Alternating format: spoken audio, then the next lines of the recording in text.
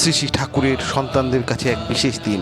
এই দিন শ্রী শ্রী ঠাকুর বিশ্রাম না নিয়ে ভক্তদের দর্শন দেন এবং তাদের সঙ্গে সারাদিন আনন্দ করেন।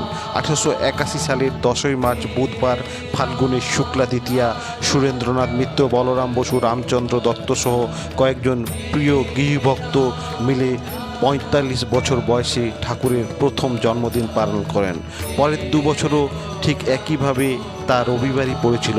1884 সালে ওই বছর ঠাকুরের হাত ভাঙা থাকায় তা 25শে মে পালন করা হয়। ওই দিনটিও ছিল রবিবার। 94 সালে স্বামীজি স্বয়ং ঠাকুরের জন্মদিনের পরের রবিবার পালন করেন সাধারণ উৎসব।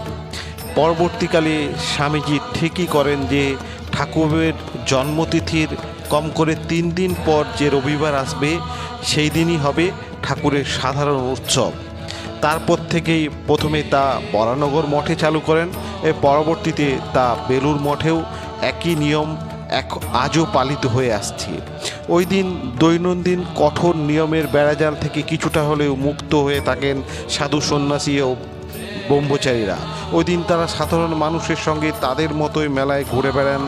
ঠাকুর রামকৃষ্ণ পরমহংসদেবের ইচ্ছেনুসারে তার কথায় গরিব দোকানদাররা 2 পয়সা রোজগারের আশায় মেলায় দোকান দেন, তাই তাদের থেকে মেলায় কিছু কেনা উচিত।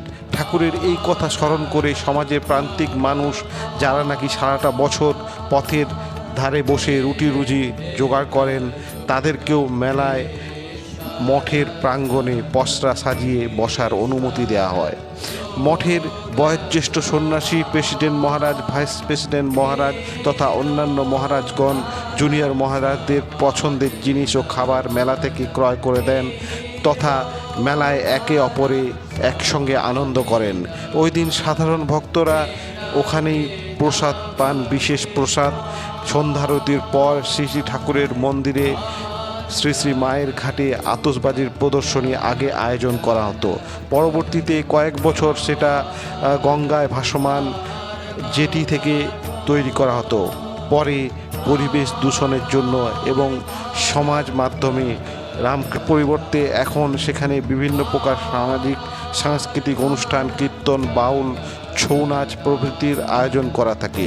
সর্বোপরি আজকের এই দিনটি ঠাকুর তার সন্তানদের সঙ্গে সারাদিন আনন্দের সঙ্গে বিশ্রাম না নিয়ে সুন্দরভাবে অতিবাহিত করেন। তাই এই দিনটি দিব্যতই সন্তানদের কাছে প্রতি বছর এক স্মরণীয় দিন হিসেবে পালিত হয় এবং পরের বছরের জন্য তারা অধীর আগ্রহে অপেক্ষা করেন। তাই ভক্তদের কাছে এই দিনটি গুরুত্ব প্রতি বছরই অপরিসীম।